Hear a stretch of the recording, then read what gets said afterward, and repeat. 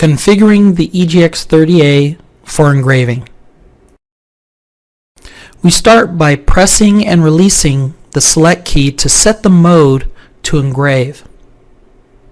We then take our engraving stock and place it to the lower left corner of our engraving table on the AS10 sheet and remove any protective sheeting that might be on your material. To install the nose cone and bearing assembly, we want to loosen the brass mounting screw. We want to take our bearing and nose cone assembly and line up the little tab on the front side of the bearing assembly and push it down. We then want to rotate it counterclockwise until it stops and then tighten our mounting screw. We then want to take our engraving cutter and place it from the top, get our spanner wrench, place it on the bottom. We then take our engraving tool, insert it into the bearing assembly, and tighten it down to the spindle from the top.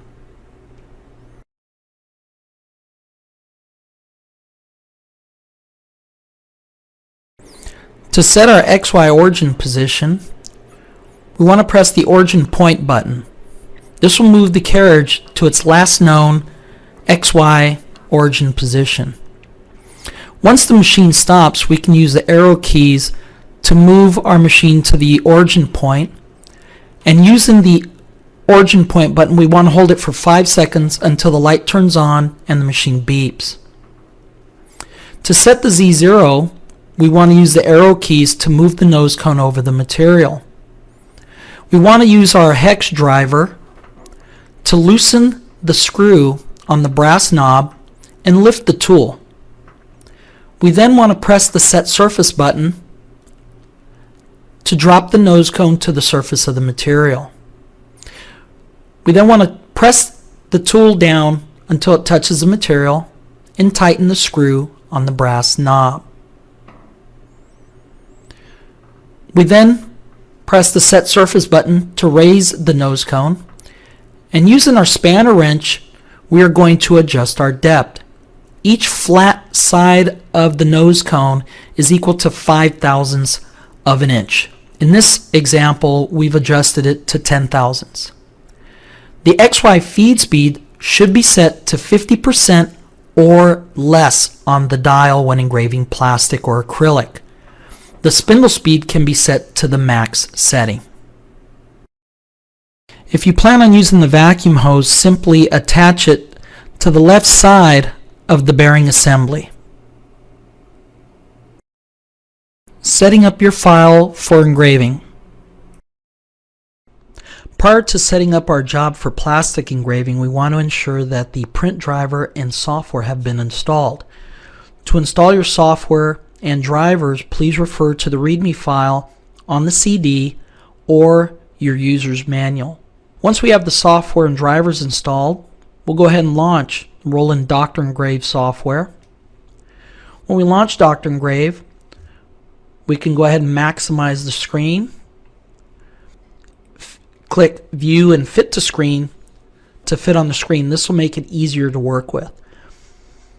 Next thing we do is we go to File and Print Setup. Make sure we have the EGX-30a selected. Go to the Properties, and we want to specify our engraving area. This would be the plate itself. For this exercise, we'll set our engraving area for 8 inches by 2 inches. If we click on the tool setting, here we can set our feeds and speeds. So under the material, we can actually specify our material, plastic, ABS.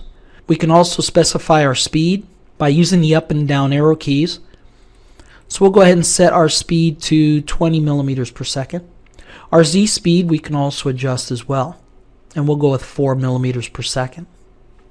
Under the Options tab, we want to go ahead and put a check mark in the Move to View position. What this will do is when the machine is done engraving, it will move the head to the upper right hand corner of your engraving material to allow you to remove it, and then click OK and click OK. We're going to create a very basic sign. we're going to go ahead and add in a graphic element.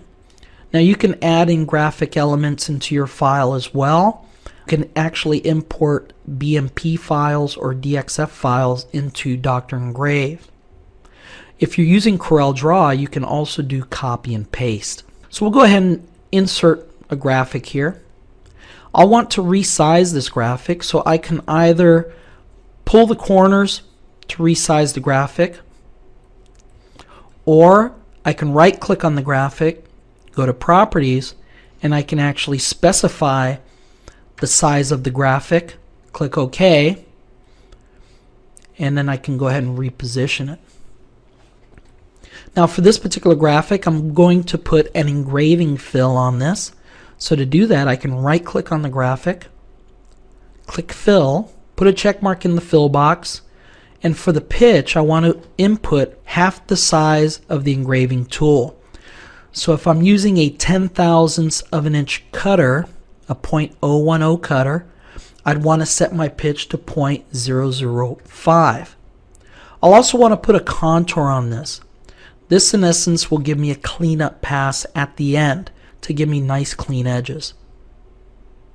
We'll go ahead and click OK, and that's going to place the fill on a graphic. I'll zoom in here to show you what the fill looks like. So we'll go back to View and Fit to Screen.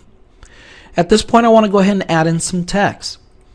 So we'll just go ahead and add in some very simple text here using our text tool. Dr. Engrave actually allows you to use all of your Windows TrueType fonts. Also, in addition to your TrueType fonts, Dr. Engrave does have a single line font editor that allows you to take any Windows TrueType font and convert it to a single stroke font. Once we have the text laid out, we'll leave it as an outline and we're ready to engrave. To engrave the file, we'll go to File, go to Print. Want to double check that the printer selected is the Roland EGX-30a. We can go to the Properties if we want to double check our settings, and once we're ready to output, we can click on OK.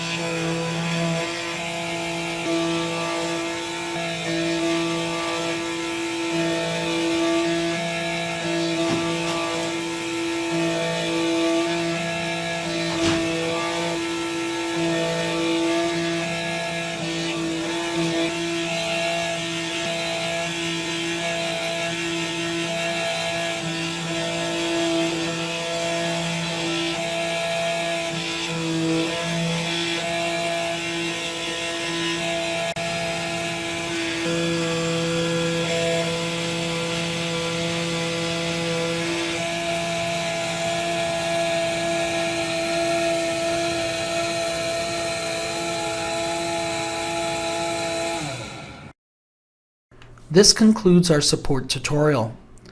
For more information and videos, please visit www.rolandega.com.